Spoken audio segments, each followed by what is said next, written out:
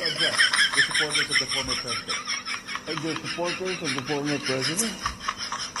Well, you know, well, again,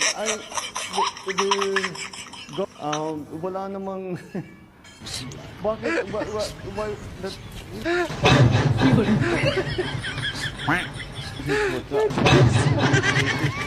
okay to give them a copy of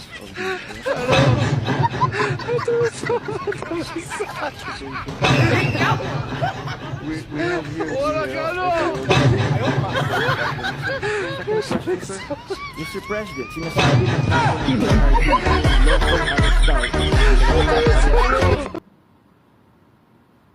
well, we've... Sir, third question from the MPC. Mr. President, may violation ba ito sa ating soberanya, itong pagkaka-aresto kay dating Pangulong Duterte?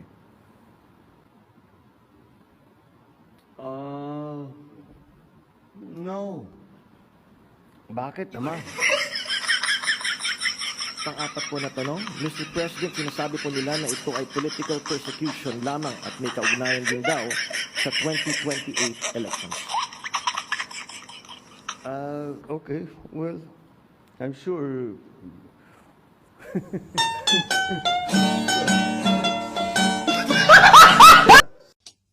Talo!